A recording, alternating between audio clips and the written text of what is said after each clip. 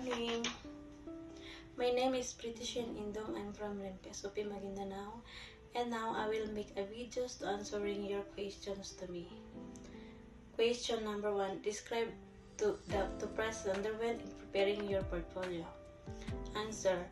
First of all, I will find a way how to go out to print my all needed papers and to organize very well my portfolio. Number 2. What challenge did you face and how did you overcome them? Answer. I've been through a lot of challenges just like my families, and we have a lot of trials in my life, but I'm always positive to think how can handle everything, and I almost sad when my mother and father is dead. I'm always cries every time. My dad and mom, it's most special in my life. That time I don't know how to moving on. It's not easy when they're really close and important for me, but just really need to remind myself to stay positive and fighting. Questions number 3. What learning goals were stated in your individual learning? Give at least one. Answer. Leadership and teamwork. Number 4.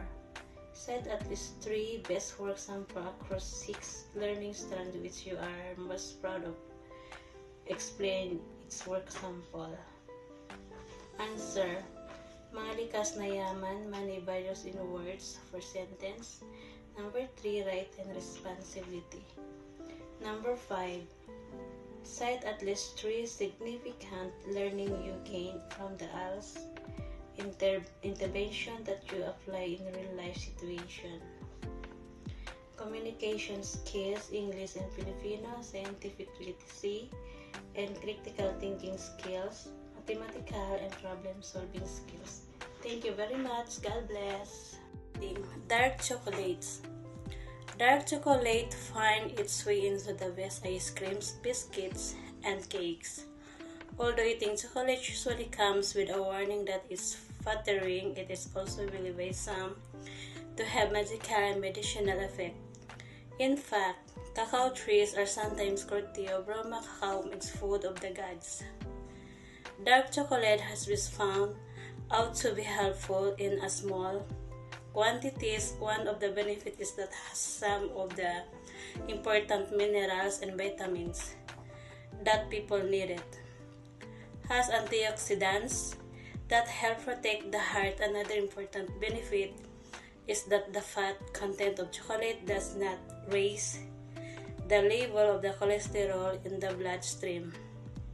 A third benefit is that helps address respiratory problems. Also, it has been found out to help easy coughs and respiratory concerns. Finally, chocolates increase serotonin levels in the brain.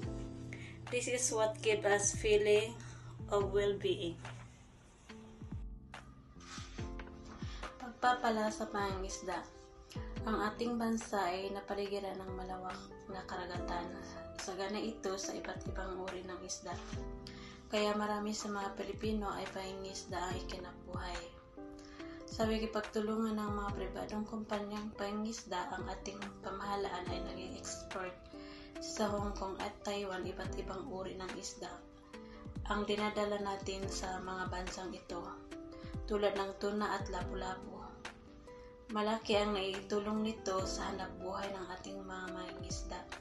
Subalit ang kasaganahang ito ay malimit na inaabuso.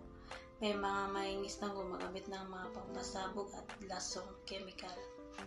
Para makahuli ng maraming isda, namamatay ang maliit na isda na dapat sana ay lumaki at dumami pa. Ang iba naman ay sinisira ang mga corals na tirahan ng mga isda.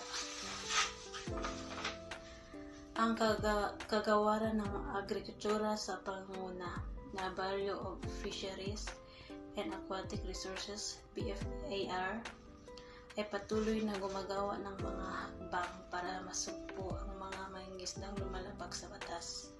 Pagdating sa paraan ng pangingisda, ang BFAR ay nagsasagawa ng mga proyekto na magpapaunlad ng produksyon ng isda. Kasama rito ang mga pagbabawal ng pangingisda na nakakasira sa coral reefs. Ang bubuo ng mga artificial reefs at pagmamonitor ng red tide sa iba't ibang karagatan sa buong bansa. Malaking bahagi ng ekonomiya ang nagbubuhat ng sekto ng mga mangingisda. Maraming tao rin ang nakikinabang sa pagtatrabaho sa industriya ng pangisda tulad ng fish marketing, fish processing, net making, boat building at fish trading. Ito ay mga dahilan kung bakit kailangang alagaan ang industriyang ito. Thank you!